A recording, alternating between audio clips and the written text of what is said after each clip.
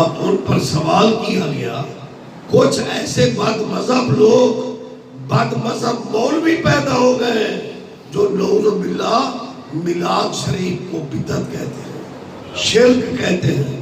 تو اس پر عرب کے 36 علماء کے دستخط ہیں، اور مفتی مکہ عبدالرحمن سراج الجویبات المکیہ رقم تراز ہے، کل میرے جمعہ پر آ جانا۔ اگر کسی کو ملا کو شک کو، میری آواز دور دور تک جا رہی ہے، وہ عربی فتاوی کی میں کل زیارت کراؤں گا، جمعہ پر آ جاؤں۔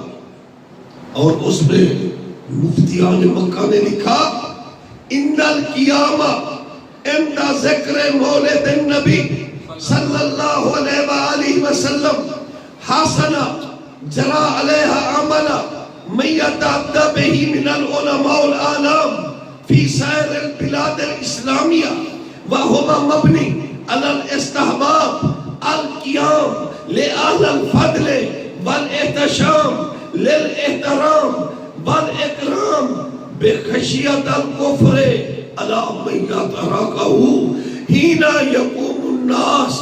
خیال رکھنا، میرے آقا کا میلاد بیس برکت ہے، بیس رحمت ہے، بیس ثواب ہے۔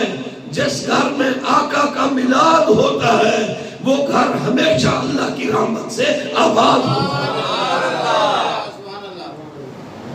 اور لکھتے ہیں کہ محبوب کے لیے کھڑے ہو کر صلاۃ و سلام پڑھنا یہ احتشام بھی ہے، احترام بھی ہے، اکرام بھی ہے، کیونکہ میرے آقا مدنی تاجدار صلی اللہ علیہ وآلہ وسلم فرماتے ہیں، جو میرا امتی بیٹھ کر مجھ پر درود و سلام پڑھتا ہے کھڑے ہونے سے پہلے بخشا جاتا ہے، جو میرا امتی کھڑے ہو کر مجھ پر درود و سلام پڑھتا ہے بیٹھنے سے پہلے بخشا جاتا ہے۔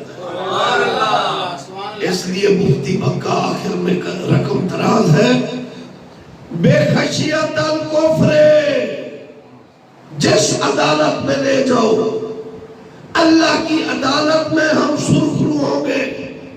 مفتی مکہ لکھتے ہیں، بے خشیت الکفر علی من یترکہ حین یقوم الناس، اے کلمہ پڑھنے والے حیا کرنا، نبی کے میلاد سے مت روکنا، کہیں کفر کی موت نہ مر جائے۔